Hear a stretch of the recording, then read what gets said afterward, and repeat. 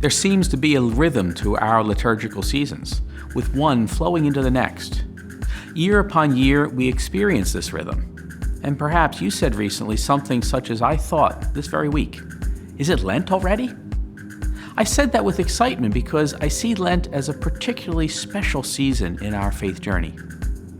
Lent is filled with so many traditions and unique liturgical and prayerful practices. Perhaps during this Lenten season of 2020, you and I will seek out more chances to experience these special devotions and practices. Hello, I'm Father Jim Grogan, pastor of the Church of Nativity in Fairhaven. You may not find a closer relationship to God by giving something up for Lent, but you might. You may not find a closer relationship to God by doing something extra for Lent, but you just might. Each Lenten practice becomes a chance to discover something new about our relationship with God. If we choose to give up something for Lent, making a personal sacrifice, the underlying reason ought to be that by making what is probably a small sacrifice, we remember to place ourselves more fully in God's embrace. Each moment we consider what we are giving up. If we choose to do something extra for Lent, a recommendation offered by Pope Francis a few years ago, that hope is that positive particular action or activity draws us closer to our relationship with Jesus. Long-standing parish liturgies, such as the Stations of the Cross, invite us to enter into the passion and death of Jesus.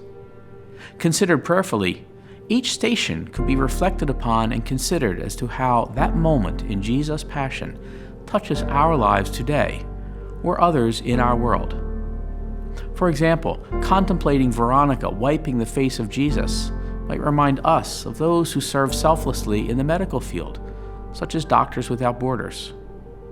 Contemplating Simon of Cyrene carrying the cross of Jesus powerfully reminds us of those who help others with heavy burdens, such as therapists, counselors, and often your own parish priests. Similar connections to the poor and forgotten in the world might be brought to mind by each of the Stations of the Cross. Each Sunday in Lent, we might allow ourselves to be guided closer to Jesus through the Gospel readings. We will encounter Jesus, who fasted in the desert as a model for us the first week of Lent. We may be drawn into our own renewal of faith as we hear the miracle of the Transfiguration proclaimed, followed by the third Sunday when the Samaritan woman meets Jesus at the well, and he asks her for something to drink. Will that exchange prompt us to discover who might need us to offer a drink or other basic care? The richness of the gospel then continues in the fourth and fifth weeks, with Jesus restoring sight to the blind man and life to his friend Lazarus. How are we blind to people in our lives? Where are we called to new life, perhaps contemplating our own transfiguration of our relationship with God through his people? The liturgies of Holy Week are profoundly unique in our church year. As parishes each recall Jesus' actions in the upper room with the ritual of washing each other's feet, we may find ourselves yearning to help others who are aged or without protection and filled with fears. John's Gospel on Holy Thursday teaches us a central lesson for the entire Lenten season. Do you realize what I have done for you? I have given you a model to follow, so that as I have done for you, you should also do. Do we? Do we realize what Jesus has done for me?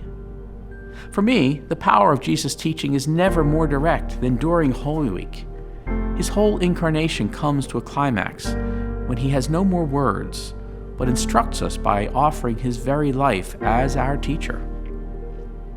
This year, I hope you can embrace the rituals of Lent with excitement, as they are truly a gift.